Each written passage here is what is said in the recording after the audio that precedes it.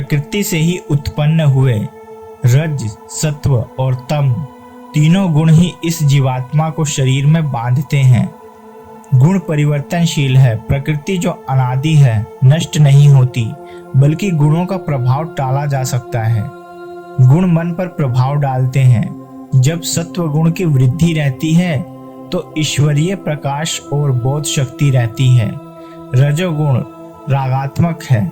उस समय कर्म का लाभ रहता है, आसक्ति रहती है और अंतःकरण में तमोगुण कार्य रूप लेने पर आलस्य प्रमोद घेर लेता है। सत्व की वृद्धि में मृत्यु को प्राप्त पुरुष ऊपर के निर्मल लोकों में जन्म लेता है। रजोगुण के वृद्धि को प्राप्त हुआ मनुष्य मानव योनि में ही लौटकर आता है और तमोगुण की वृद्धि काल में मनुष्य शरीर त्याग कर अधम, पशु, कीट, पतंग इत्यादि योनि को प्राप्त होता है। इसीलिए मनुष्य को क्रमशः उत्पन्न गुण सात्विक की ओर ही बढ़ना चाहिए। योगेश्वर ने कहा, अष्टधा मूल प्रकृति गर्भ को धारण करने वाली माता है और मैं ही बीज रूप पिता हूँ। अन्य न कोई माता है न पिता। जब तक ये क्रम रहेगा तब तक चराचर जगत में निमित्त रूप से कोई न कोई माता पिता बनते रहेंगे, किंतु वस्तुतः प्रकृति ही माता है और मैं ही पिता हूँ। योगेश्वर श्री कृष्ण बताते हैं, वह गुणातीत पुरुष जिस ब्रह्म के साथ एक ही भाव में स्थित होता है, उस ब्रह्म का, अमृत तत्व का, शाश्वत धर्म का और अखंड एकरस आनंद का मैं ही आश्रय हूँ, अर्थात प्रदान करता हूँ। अर्जुन ने कहा, मैं आपका शिष्य हूँ, मुझे संभालिए। स्थान स्थान पर श्री कृष्ण ने अपना परिचय दिया, स्थित प्रज्ञ महापुरुष के लक्षण बताए और उनसे अपनी तुलना की। तो दोस्तों, अब हम चलते हैं कुरुक्षेत्र की रणभूमि में और सुनते हैं अध्याय 14 गुणत्र विभाग योग। श्री कृष्ण ने कहा, अब मैं तुमसे समस्त ज्ञानों में सर्वश्रेष्ठ इस परम ज्ञान को पुनः कहूंगा, जिसे जान लेने पर समस्त मुनियों ने परम सिद्धि प्राप्त की है। इस ज्ञान में स्थित होकर मनुष्य मेरी दिव्य प्रकृति को प्राप्त कर सकता है। इस प्रकार स्थित हो जाने पर वह न तो सृष्टि के समय उत्पन्न होता है और न प्रलय के समय विचलित होता है। हे भरतपुत्र, ब्रह्म नामक भौतिक वस्तु जन्म का स्रोत है और मैं इसी ब्रह्म को गर्भस्य करता हूँ, जिससे समस्त जीवों का जन्म होता है। हे कुंती पुत्र, तुम ये समझ लो कि समस्त प्रकार के जीव योनियां इस भौतिक प्रकृति में जन्म द्वारा संभव है और मैं उनका बीज प्रदाता पिता हूँ। भौतिक प्रकृति 3 गुणों से युक्त है। ये हैं सतो, रजो तथा तमोगुण।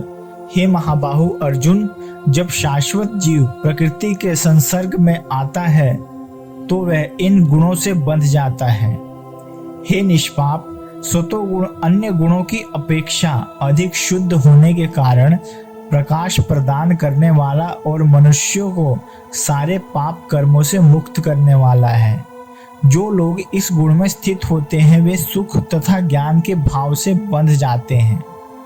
हे कुंती पुत्र, रजोगुण की उत्पत्ति असीम आकांक्षाओं तथा तृष्णाओं से होती है और इसी कारण से यह देहधारी जीव सकाम कर्मों से बंध जाते हैं। हे भरतपुत्र, तुम जान लो कि अज्ञान से उत्पन्न तमोगुण समस्त देहधारियों जीवों का मोह है।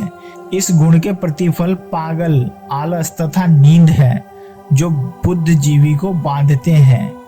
हे भरतपुत्र, सतोगुण मनुष्य को सुख से बांधता है, रजोगुण साकाम कर्म से बांधता है और तमोगुण मनुष्य को ज्ञान से ढककर उसे पागलपन से बांधता है। हे भरतपुत्र, कभी कभी सतोगुण रजोगुण तथा तमोगुण को परास्त करके प्रधान बन जाता है, तो कभी रजोगुण सतोगुण तथा तमोगुण को परास्त कर देता है और कभी ऐसा होता है कि तमोगुण सतो तथा रजोगुण को परास्त कर देता है। इस प्रकार श्रेष्ठता के लिए निरंतर स्पर्धा चलती रहती है। सतोगुण की अभिव्यक्ति को तभी अनुभव किया जा सकता है जब शरीर के सारे द्वार ज्ञान के प्रकाश से प्रकाशित होते हैं।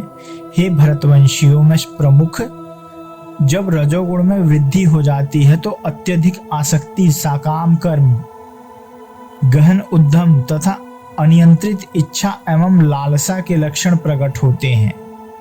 जब तमोगुण में वृद्धि हो जाती है तो हे कुरुपुत्र, अंधेरा, जड़ता, प्रमत्तता तथा मोह का प्राकट्य होता है। जब कोई सतोगुण में मरता है तो उसे महर्षियों के विशुद्ध उच्चतर लोकों की प्राप्ति होती है। जब कोई रजोगुण में मरता है तो वह सकाम कर्मियों के बीच जन्म ग्रहण करता है, और जब कोई तमोगुण में मरता है तो वह पशु योनियों में जन्म धारण करता है।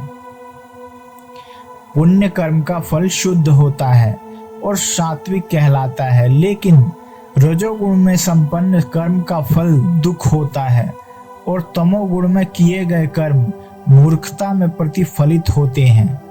सतोगुण से वास्तविक ज्ञान उत्पन्न होता है, रजोगुण से लोभ उत्पन्न होता है और तमोगुण से अज्ञान, प्रमाद और मोह उत्पन्न होते हैं। सतोगुणी व्यक्ति क्रमशः उच्च लोकों को ऊपर जाते हैं, रजोगुणी इसी पृथ्वी लोक में रह जाते हैं, और जो अत्यंत ग्रहित तमोगुण में स्थित है वे नीचे नरक लोकों में जाते हैं। जब कोई यह अच्छी तरह जान लेता है कि समस्त कार्यों में प्रकृति के तीनों गुणों के अतिरिक्त अन्य कोई कर्ता नहीं है, और जब वह परमेश्वर को जान लेता है जो इन तीनों गुणों से परे है, तो वह मेरे दिव्य स्वभाव को प्राप्त होता है। जब देहधारी जीव भौतिक शरीर से संबंध इन तीनों गुणों को लांघने में समर्थ होता है तो वह जन्म, मृत्यु, बुढ़ापा तथा अनेक कष्टों से मुक्त हो सकता है और इसी जीवन में अमृत का भोग कर सकता है। अर्जुन ने पूछा, हे भगवान, जो इन तीनों गुणों से परे है वह किन लक्षणों के द्वारा जाना जाता है, उसका आचरण कैसा होता है और वह प्रकृति के गुणों को किस प्रकार लांघता है? श्री भगवान ने कहा, हे पांडव, हे ज्ञानी पुरुष, प्रकाश, प्रवृत्ति और मोह के प्रवृत्त होने पर भी उनका द्वेष नहीं करता तथा निवृत्त होने पर उनकी आकांक्षा नहीं करता, जो उदासीन के समान आसीन होकर गुणों के द्वारा विचलित नहीं जा सकता और गुण ही व्यवहार करते हैं ऐसा जानकर स्थित रहता है और उस स्थिति से विचलित नहीं होता, जो स्वस्थ सुख दुख में समान रहता है तथा मिट्टी, पत्थर और स्वर्ण में समदृष्टि रखता है, ऐसा वीर पुरुष प्रिय और अप्रिय को तथा निंदा और आत्मस्तुति को तुल्य समझता है, जो मान और अपमान में सम है, शत्रु और मित्र के पक्ष में भी सम है, जो ऐसा सर्वारंभ परित्यागी पुरुष गुणातीत कहा जाता है, जो समस्त परिस्थितियों में अविचलित भाव से पूर्ण भक्ति में प्रवृत्त होता है। वह तुरंत ही प्रकृति के गुणों को लांघ जाता है और इस प्रकार ब्रह्म के स्तर तक पहुंच जाता है, और मैं ही उस निराकार ब्रह्म का आश्रय हूँ, जो अमर्त्य, अविनाशी तथा शाश्वत है और चरम सुख का स्वाभाविक पद है।